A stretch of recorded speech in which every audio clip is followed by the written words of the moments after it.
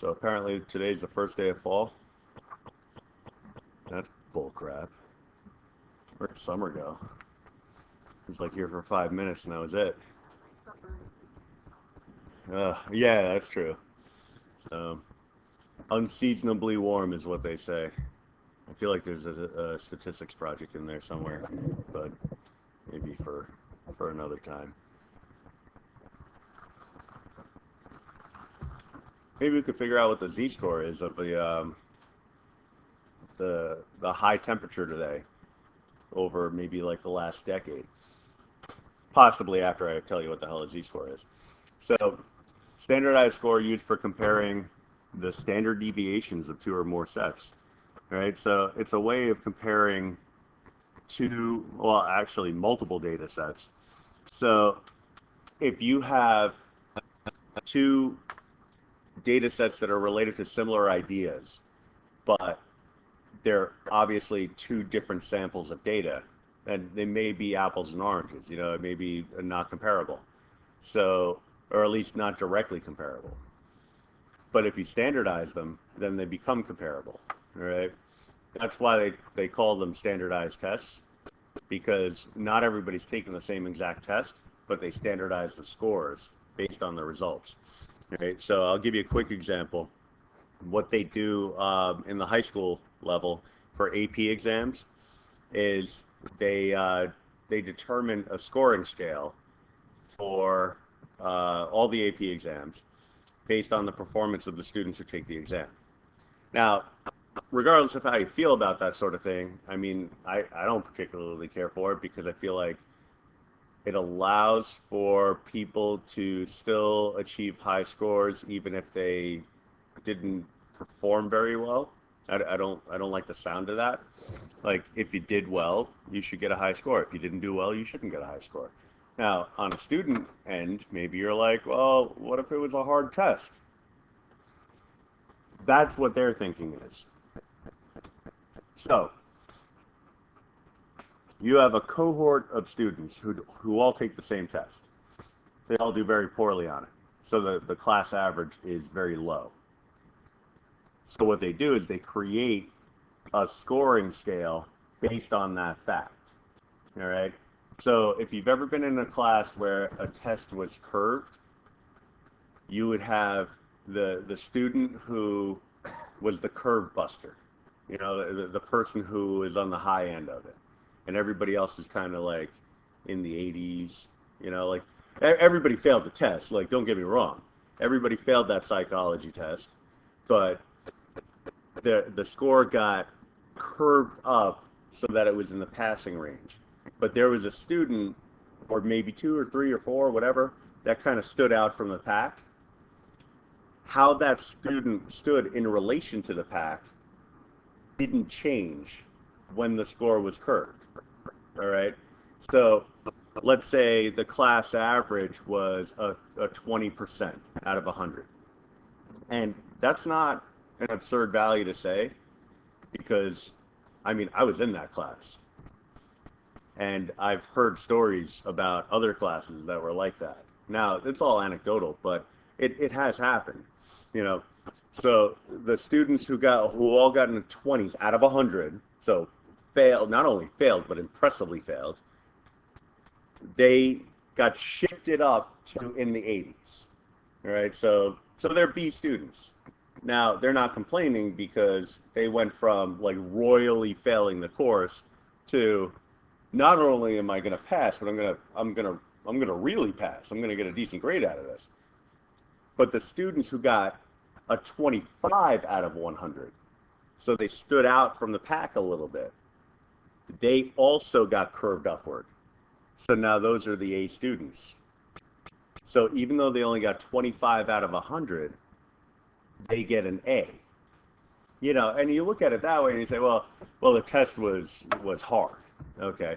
It was designed to test the mettle of the students. And all that stuff aside, the bottom line is the relative standing, key words there, the relative standing of those students did not change. All right. So whoever was numero uno in the early going still stayed at the top of the pack after the change. All right. And so that is what z-scores talk about. All right. So, but instead of actually talking about like what a, a, a curved score would be, it talks about like where you are compared to everybody else. It's a way of creating a ranking.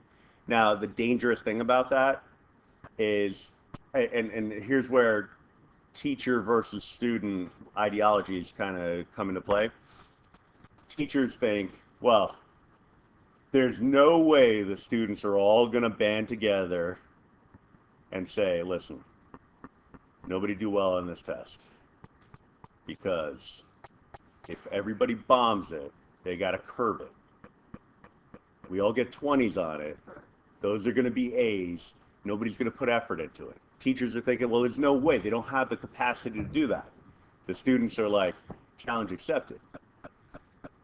Like, I think I'm naive in saying that they're creating a Facebook group. They're using apps that I've never heard of. And by they, I mean maybe you. I don't know. Like maybe you're savvy enough to know that. I don't know. I don't know anything. I know, like I'm Bill Belichick for the New England Patriots. I'm the face chat and the snap book, and like I think he said it all on like out of order on purpose, but like, but that's how I feel. Like I have a Facebook account, but that's so that I can get an alert every once in a while from my wife saying that I was tagged in a picture. And I'd be like, oh look, there I am. Oh, happy birthday. Copy, paste. You also have a birthday on the same day as that other individual. So you will get the same exact birthday greeting. Post, post. Done. Right? That is the extent of my social media presence. Right? I believe I have a Twitter account. My wife has an Instagram account. I don't even know what that is. Like, I mean, I know that that's a thing, but I don't know what it does. So, like, there's these things out there that people can use, but to think that people aren't banding together on an AP exam and saying, listen, you want an easy road or you want a hard road? I don't want to study, you don't want to study. Nobody does any work, we all get fives on this exam. Five is the highest score you can get on the AP if you haven't had any experience with that. So everybody take it easy. We don't need any curve busters out there, you know? So, but z-scores keep track of that, all right? So if that isn't motivation to learn about z-scores, I don't know what is. Ranking, how to rank data. That's the importance of z-score, all right? So I'm going to jot that down here. After all of that hand waving and lecturing and all that stuff, motivational speaking, inspirational stuff, it really comes down to if you want to put data in the form of a rank, z-scores are the way to go. I forgot to bring a little tissue. Oh, actually, no, I didn't.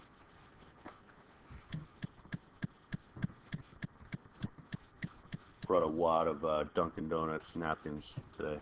See if that does it. So,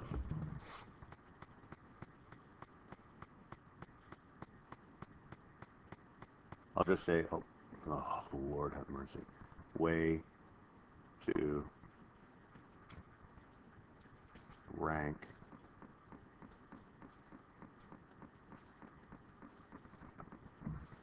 like this is borderline offensive.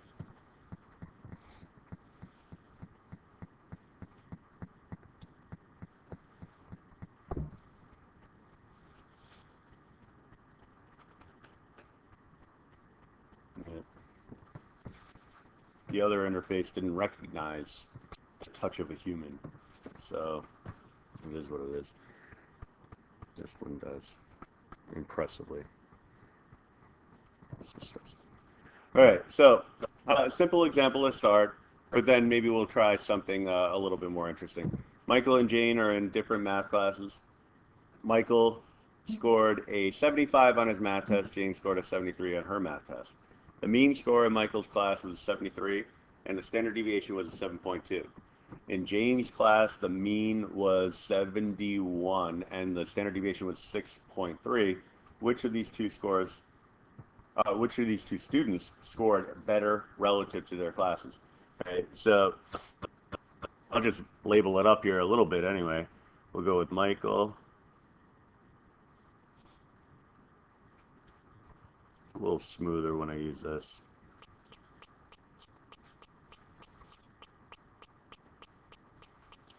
So the formula is x minus x bar over s. All right, just a reminder, because I know, class meets once a week. Best laid plans. Study throughout the week. Get to know the terminology, the notation, all that good stuff. What happens? Friday night, and I'll look over a couple things. Then Saturday morning happens, and you're like, yeah, that didn't happen. All right? Now, I know that's not true. In a lot of cases, people are diligently working throughout the week, but there are a couple of people who maybe put things off. All right, so just a quick reminder, and I'm not going to be able to do this for every class, every topic, every idea, but for this, it's that important. This is our sample mean.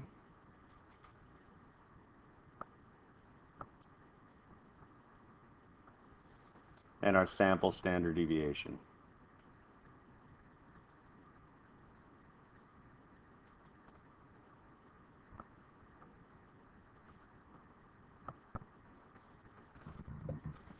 And I also have a slogan, a catchphrase. I don't know. It's just for me though, but it's a way of being for math students. It's if the last time you thought about math was last class, and the next time you plan on thinking about math is the next class, the upcoming class, then you're doing it wrong. So what are these called, symbols? These are symbols, yeah.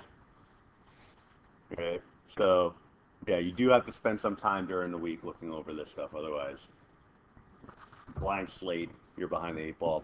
Pick a cliche, it doesn't matter. All right. So, he got a 75 on his test. So that's Michael's X value. Sure. Can you remind me what standard deviation is? That's the number that represents the spread of the data. Like how far spread out the data are or is.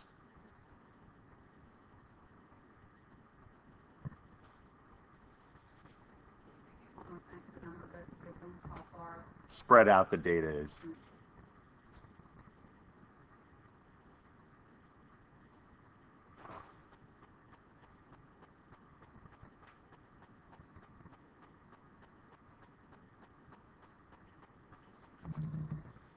All right, so we're taking 75, we're subtracting from that 73,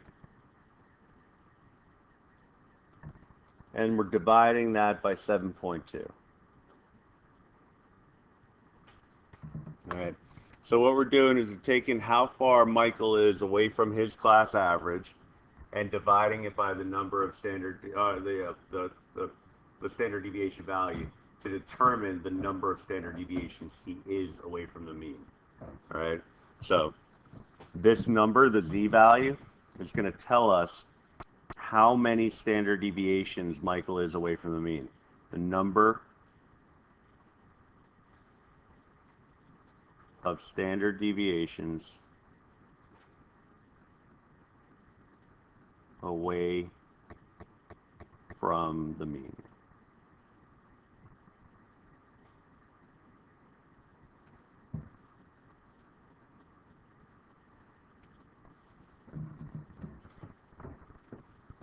All right, so the number of standard deviations away from x bar meaning the mean. All right. I found just a little tip. It may work for you, it may not. If you start using the notation in place of the word when you write yourself, like when you write little notes to yourself, you start becoming more familiar with the notation, and then then you become fluent with the notation, and then before you know it, you're seeing mean when you look at the symbol that says X bar. All right, just a thought. It may or may not work for you, but it's worth a shot. All right, if that's the kind of thing you struggle with. So let me crank out my calculator. Let's see what Michael's doing here. What he's all about. You do the numerator in your head. I mean, it's just a difference of 2. So I'm just going to do a quick 2 divided by 7.2. And you get this value. So, I mean, at this point, we know that I like fancy calculator techniques, but sometimes simple. Simple is the way to go. So I'm going to round this to 3 significant digits. So it's going to be 0.278 approximately. You could really, at this point, round it any way you want, but that's the way I'm choosing to round it in this circumstance. So 278, 0.278. Then we have Jane. I'm going to go purple for those keeping score at home.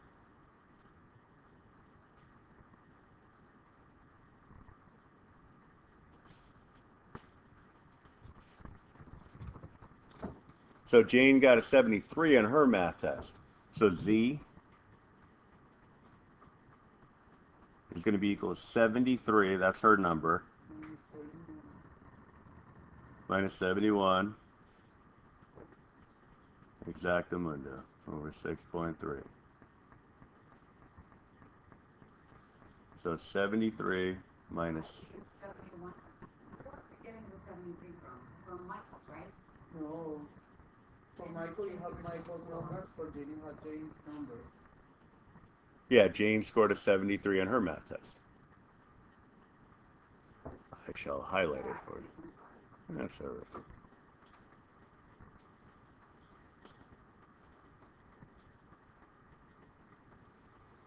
I don't need the creative pen. I just need the ordinary pen. All right. So it's still a 2 on top. Difference of 2 divided by 6.3. So now we have Jane's number about 0.317.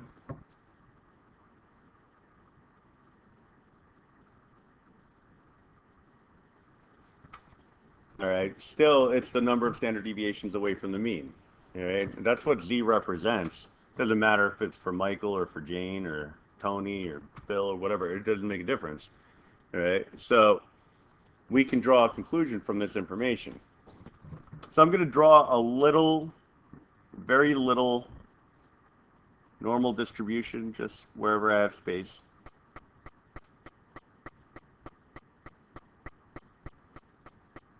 Now, a standard normal distribution has 0 in the middle. Because when you standardize, the mean goes to 0, right? Because if you're standardizing and thinking of like your distance from the mean, the one possibility is that you have no distance from the mean. You're exactly at the mean. If that's the case, then you're at position 0. All right. So 0 is the normal standard. Standard normal distribution. Yep. So then, if I were to plot the 0.278, I got it color coded, so I'm just going to put it right there. It doesn't really matter. It's just I'm just giving a little bit of a visual. 0.317. I'm not sure where it would be. I just know that it would be a smidge to the right of the 0.278. All right. And so this is the key to understanding who performed better relative to their class. This component here. You can do a creative pen, I think. Just do the magic one. This piece right here. All right. That's the key to understanding who performed better relative to their class.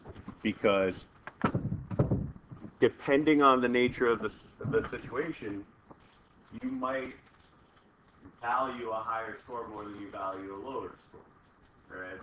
So I look at it as baseball. Maybe not baseball. I'll go with basketball scores versus golf scores, all right? Because baseball, it's too touch and go. I'm a little sensitive about that right now because the Mets are like right on the bubble. If they don't make it, I'm just going to be miserable for the rest of the semester. So, but they had a big win last night. We're like right there, neck and neck. It doesn't look good, but man, if they pull it out, it's like it'll make the rest of the year. But the basketball season hasn't started yet, so I know how it's going to end because I'm a Knicks fan.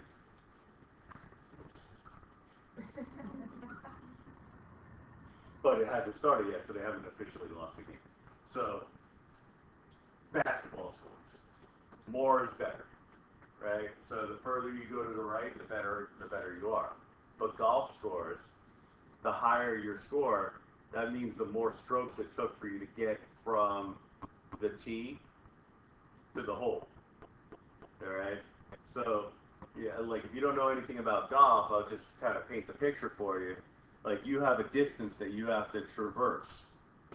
Okay, like X number of yards, it doesn't matter. You have to get from here to here. Are you a better player if you take 30 shots to get that, to cover that distance? Or are you a better player if you get there in 2 shots? Two, right? Because like obviously you're hitting it straighter, you're hitting it further. More accuracy, more precision, you're showing more skill. Alright, so in the case of golf, lower is better. Right? So you would want to be more to the left if you were talking about a game of golf. Alright? So you got to look at the context of the situation before deciding who performed better, because depending on that situation, it may be the reverse of what you think. Right? But this is a math box. Higher is better. So we're following the basketball score idea. More is better. Right? So what we got from this is that Jane performed better relative to her class. All right? Those words have to be in your answer, because Jane did not perform better.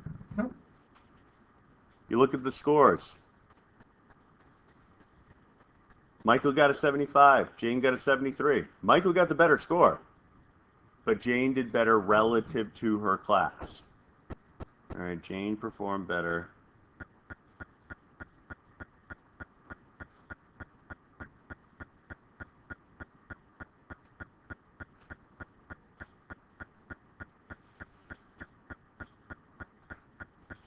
If you want to sub out the word relative for compared to, compared to, if that makes more sense, go with that.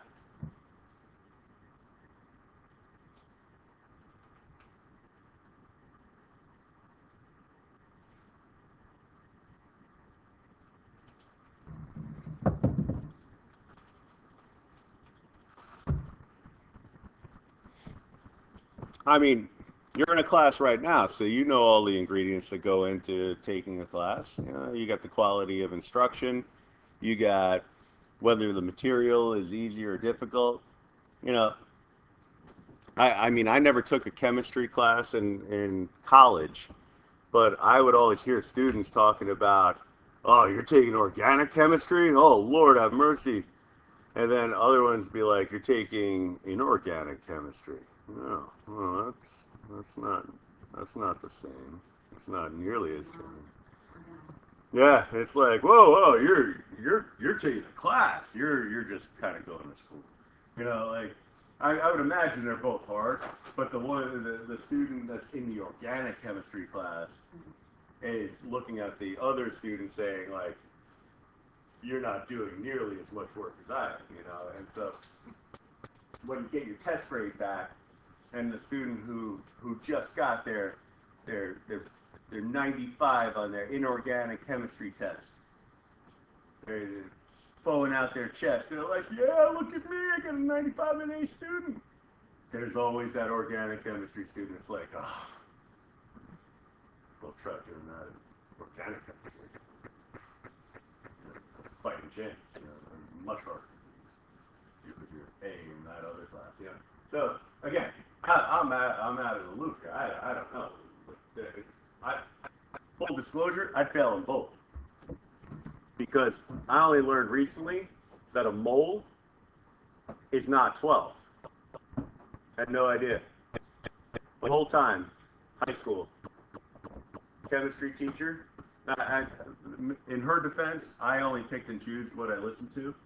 So she said something like, all right, so you want to think of a mole as like a dozen. I didn't really grasp the grouping component of it. Like you're actually grouping together a quantity or something like that. I still don't even know. All I got was mole, dozen, boom. All right, I don't know why you're using these fancy words. You're just trying to tell me that there's 12 moles. All right, cool. I can memorize that. I got it. Down. Whole year. Every test. How many moles in this? How many moles in this? 12, 12, 12, 12, 12. I'm like, wow, this is an easy test. Failed every one of them. So it is what it is. So I am not a judge of the difficulty of a chemistry class, I'll tell you that. But there are different levels. And so if you wanted to compare, like let's say for the purpose of giving a scholarship, what if it comes down to two students? You got one scholarship to give. Who do you give it to? They both have 4.0 averages. Now you get into strength of schedule. Right? And sometimes it does come down to that. Who took the harder courses? Now you're looking at it and saying, well, you took this, that, and that. You only took that, that, and that. Well, we'll give it to this person. And it never comes to see the light of day, but it is accounted for. Are they actually sitting there and computing z-scores when they do this? No. They're looking at it in a more qualitative sense, but they are using the concept of a z-score. They're looking to how you performed relative to the environment that you were placed in. All right. So if the student's taking, yeah, I mean, I could even keep it simple. Like you're in a stat class right now. You get an A in a stat class, and you're up for a scholarship against a student who got an A in pre-algebra. You know, one is, forget about the level of difficulty. One is a credit-bearing course. The other is a non-credit-bearing course. Right? So who are you going to give the scholarship to? You know, that's what it comes down to. Professor, for instance, you know, in Germany they do studies like they divide, you know, like the east and the west, or the north and the south, and then you know, like let's say they look at immigration rates, birth rates, or you know the number of businesses that open in certain cities. So you know, like let's say they take Leipzig, Berlin, Hamburg, Hesse, and they compare it to you know like München, Düsseldorf, Cologne, and Maine and Frankfurt, and then they compare you know like depending on the population size, then you know they try to say you know like out of this group you know the two biggest cities in comparison you know let's say this one is developing at a higher rate than the other one. Like they do stuff like that. Right. Yeah, yeah. So you're looking at basically, really, the word that's coming to my mind is baselines of comparison between two areas or two regions, and really just determining growth relative to where they started from. So if you had a population of 20,000 and you have X number of businesses that emerged in the last year, you would say, "Oh wow, we had only, you know, somebody might look at it and say you only had like 20 new businesses in the last year." But if you take that and transpose it to another environment where the population is 200,000 and they only have 20 new businesses, you know, it's apples and oranges, because that's a small number for the 200,000 population as opposed to the 20,000 population. So yeah, they apply it in all sorts of environments. And you know, you can even look at it like the weather. The weather is a really good example, because you can take this weekend. It's gonna. I mean, I don't know if it's gonna be an outlier. I mean, I would say circumstantially, you might say unusual. You'd say I don't remember it ever being this hot this late in the year. But yeah, I'm sure there's somebody who could be like, well, I remember that one time back in the 80s, you know. And so there's always an example, but compared to what it normally is, you have a basis to work off. All right. So in an ordinary year, the mean this date is, I'll just make up a number, 72 degrees. We're looking at 84. So now you have a way of comparing it to what it was. And so if you wanted to take a look at something like climate change or things like that, you have a way to analyze that. All right. So right off the bat, we have like 5 different real world examples of where you could apply this stuff immediately, which I think is the cool aspect of this course. And climate change came to my mind because they had a scheduled walkout yesterday at the high school. I didn't witness anybody actually walking out.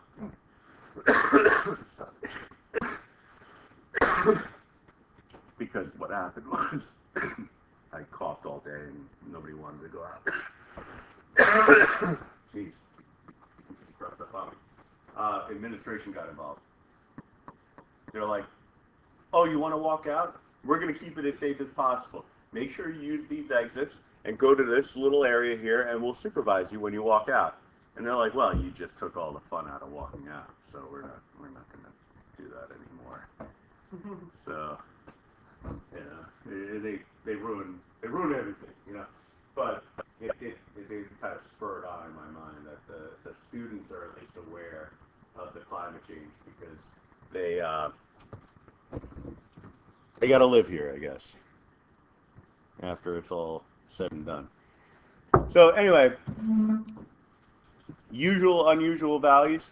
We talked about this a little bit, but just to formally address it, if you have a mean and a standard deviation, you could determine if some value is considered to be unusual just by determining 2 standard deviations away from the mean.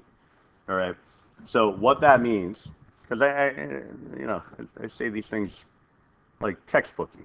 You know, I say it fast, and then it's like, okay, that sounds fancy and cool, but what the hell are you talking about, dude? It's this formula: x bar plus or minus 2s.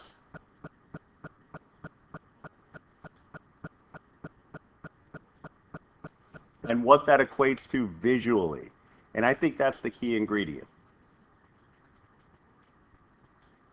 Because formulas are wonderful to get the job done, but they don't always do it when you want to understand a concept. Sometimes they do, but not always. You're starting in the middle.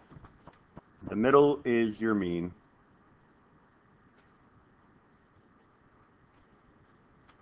This formula is telling you take 2 steps away from that mean in terms of your standard deviations.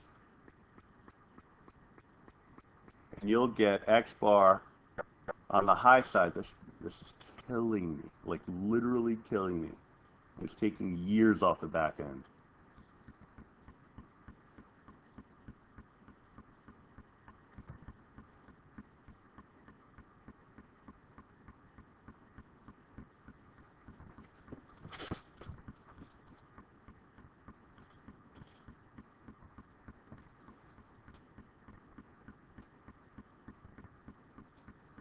Take 2 steps away from the mean.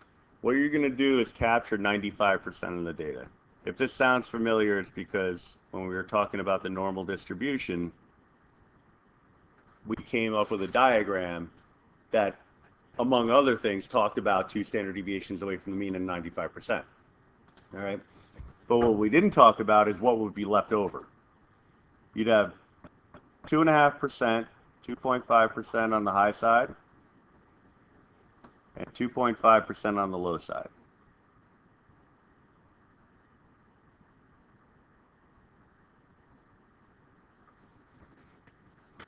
All right. So what this rule is telling us, this range rule of thumb, it's actually just an extension of the empirical rule. It's really just telling you that if you are existing, your data point is existing beyond 2 standard deviations from the mean, it's an unusual value because it's going to occur less than 5% of the time collectively. But if it's on the high side, it's going to occur less than 2.5% of the time. If it's on the low side, it's going to occur less than 2.5% of the time also. All right? So if I were to tell you that something, you know, has a probability, we haven't gotten to that unit yet, but I could use the term. If I say something has a probability of 5%, all right, so the chances of it happening are 5%, or 1 out of every 20. The 4 is that because you get 2 to the left and 2 to the right. Is that 4 on the bottom of this? Is about on your paper here though. Say it again, sorry. Range over four stands for two to the left and two to the right. That's something different. I haven't addressed that yet. Yeah.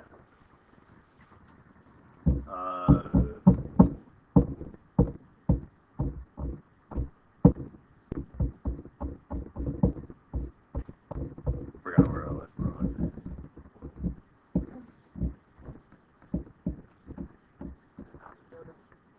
Probability. 5%. 5%. Right. So if I were to tell you that something had a probability of 5% or a 5% chance of occurring, would you say that that is something that is an ordinary occurrence or something that's pretty unlikely to happen? Unlikely. All right. So unlikely and unusual are not too far away in your thinking, I would think. So that's the idea. If I tell you something has 5% or less of a chance of occurring, I'm going to say that that's unusual. And you're probably not going to disagree. Now, if I were to say something has a 7% chance or less of occurring and call that unusual, you're not going to disagree with that either.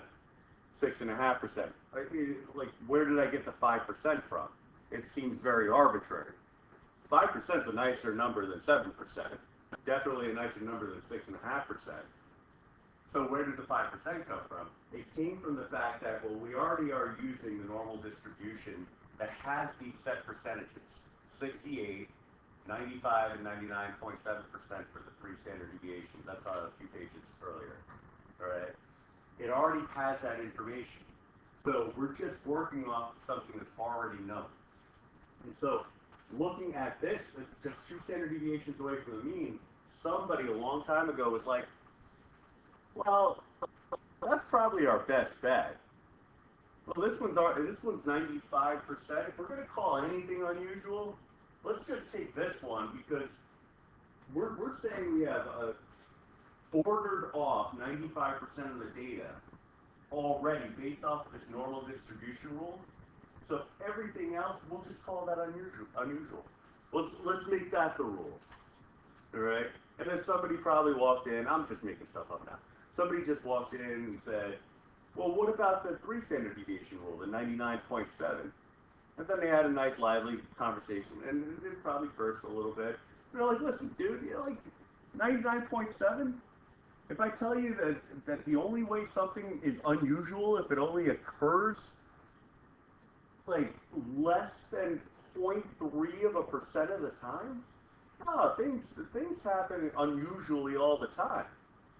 So we got to give a little bit more wiggle room here, right?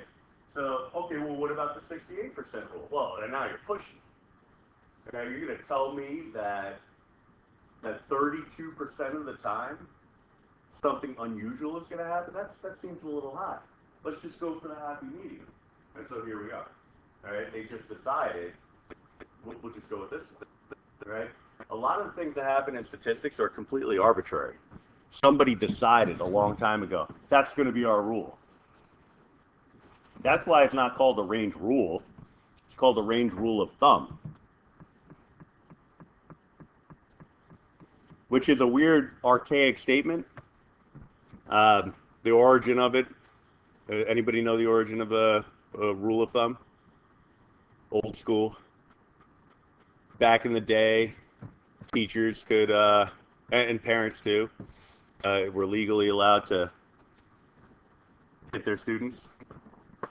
Yeah, but only if the instrument of the hitting was no thicker than their thumb. So they could get you with a rod, but they couldn't get you with like a paddle. Right? It couldn't be any bigger than their thumb. So it became a rule of thumb. Right? So it was like, well, listen, teacher, sorry. I know I did something pretty bad, but you can't throw that chair at me. It's way bigger than this thing. So, but yeah, I mean, it's kind of morbid when you think of it that way. Like we kind of reappropriated it to use it for like less cringeworthy things. My father would come, like I would say come home with stories. Well, he didn't tell me those stories, but like at the time, he would tell me those stories much later about like he mouthed off at a teacher and came home with a busted eardrum.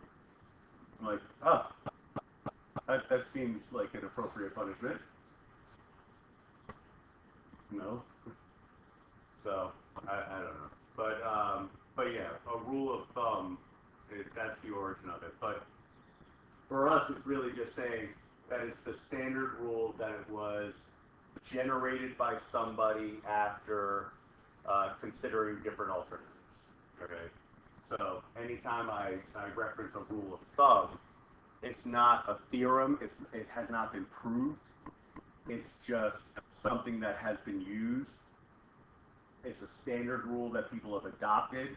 It works, so if it ain't broke, don't fix it. All right, that's I think the best way to say it. All right. So given a data set in which the mean is 72 and standard deviation is 4, so I'm going to just note that. And again, just developing the good habit of using the notation. X bar is 72. And the standard deviation is 4. Now, this problem didn't say anything about it being a sample, but it also didn't say anything about it being a population. All right. If there's no context given, we assume sample unless they tell us that it's a population. All right. Now, fun fact, in this whole first unit, we're not dealing with population at all. So you're not going to have to worry about it. But in the second unit, we're going to deal almost exclusively with populations. So we'll have to make that adjustment. So put it on your list of things to do. All right. So 72 plus or minus 2 times 4. So that's two separate calculations. 72 minus 8, because 2 times 4 is 8. I'm going to put that in brackets. And 72 plus 8.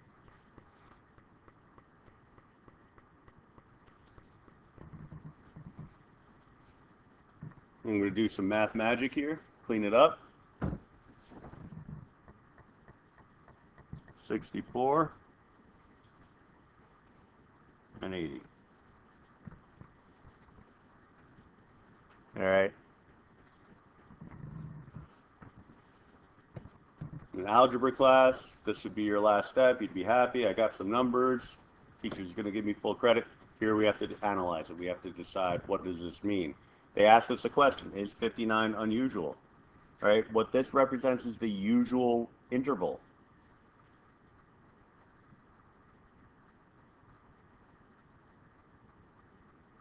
All right, the usual suspects. So the question is, will 59 fall in that interval? No. So therefore, 3 dots in the form of a triangle means therefore.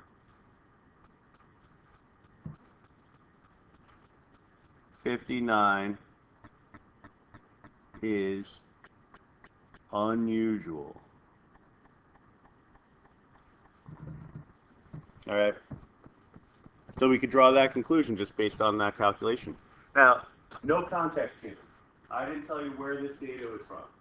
Now, if I turn around and say that this was related to a class set of test scores in a statistics class from, I started teaching this in 2001, so I must have typed this up around then. It's just about everything I typed in here. Everything in your packet has been there for a solid like 15 to 20 years. It's just there was like typos all over the place. Now it's a little bit better. But so this is a data set from almost 20 years ago. So a class that I taught had an average. They took a test. They had an average of 72 and a standard deviation of 4. All right. So what do you think the purpose of this analysis might be? That's the big question, you know. So I have a mean of 72. I have a standard deviation of 4. I'm asking, is 59 unusual? All right. If I ask a follow-up question, maybe that'll help you. What's passing? What number? It's actually lower in college. 60. All right. 60 gets you a D. Now, I don't know if you're happy with a D because D's don't generally transfer. So you might look at it and say, well, yeah, technically D is transferring, 60 is transferring, but I'm not transferring passing. But really, C is passing. That's what's the D? You know? So if that's the case, if you look at this and I say the mean is 72, the standard deviation is 4, is 59 unusual? What do you think I might be trying to get at? I'm trying to prove a point with the question.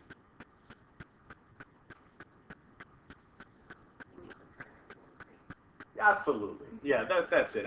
Well, actually, I'll do you one better. I just need to give everybody A's. Like, forget the grades. Like, we'll just learn statistics, and then I'll just go on Amazon, I'll get one of those rubber stamps, have a big old A on it, and then go do one of these at the end of the semester. Name, A, A,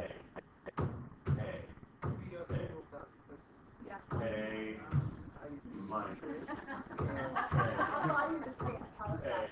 We will all chip in for the stamp. Okay. I get it right now. You'll spring the whole $4.99. No, yeah, I wish. They talked about it, that at the high school. The idea of, let's just get rid of grades. Let's learn for learning's sake. And I was like, okay, so that sounds great. How do you get the students to come to class then? They're like, we haven't figured that out yet. I'm like, I know. That's okay. Yeah, I want 59 to be unusual, and actually I want everything less than 59 also to be unusual. I want a failing grade to be unusual, all right? That's the purpose of this question, all right?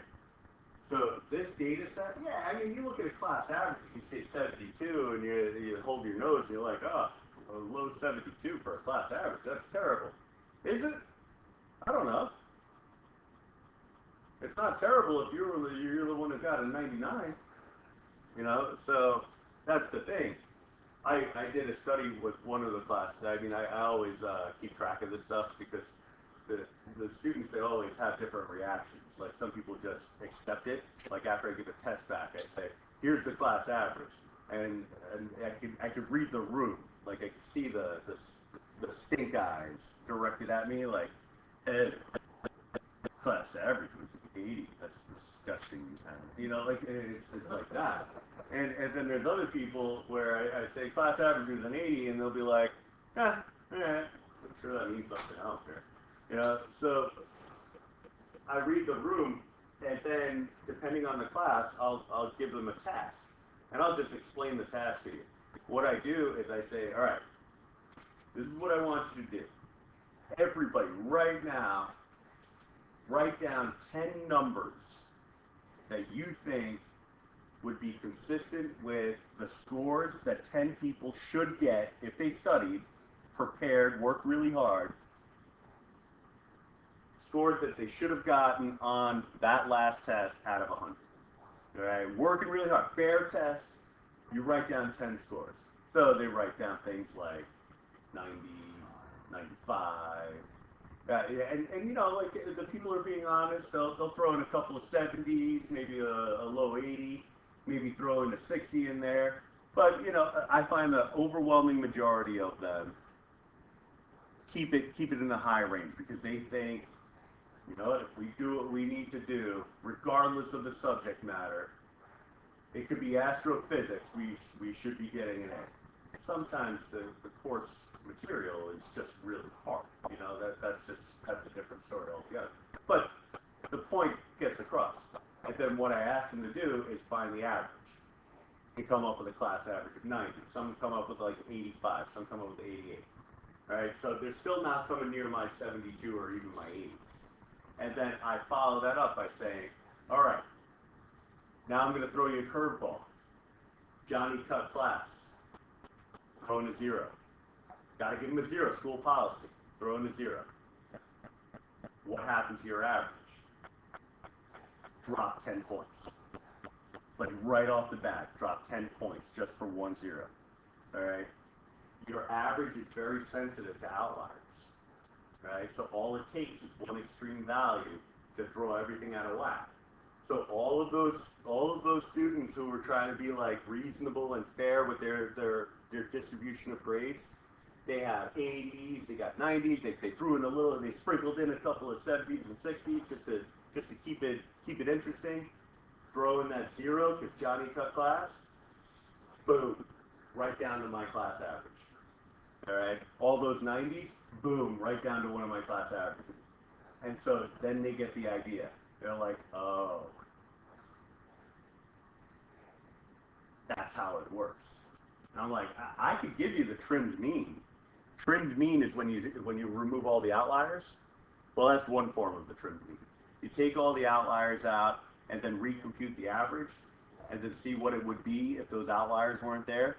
There's another way you could take off the top 5%. If you take off the top 5% of data, you take off the bottom 5% of data, and then recompute the mean, just kind of getting it more towards the center. You can do all that stuff too, but I don't see the point in that. I give the real data, all right? So I look at it this way, and I want it to be like, if everything is the way life is, students cut class sometimes. Students show up, they cheat for a test. Sometimes students come into a class and they really don't know anything, That plays out, I still want a failing rate to be unusual, right? And so that's the rationale there. So, like, you put it in context. Think about algebra. You take an algebra class, factor this, factor that, graph this, graph that. How often do you sit there and apply context to it? You don't. This one little problem, you could think of probably 100 different ways the minute you walk out of here where you can apply this concept. Just thinking about usual versus unusual. All right? If you're trying to prove or disprove an argument, just talk about whether something is unusual and then back it up with mean and standard deviation and you got it. All right? Pretty powerful stuff.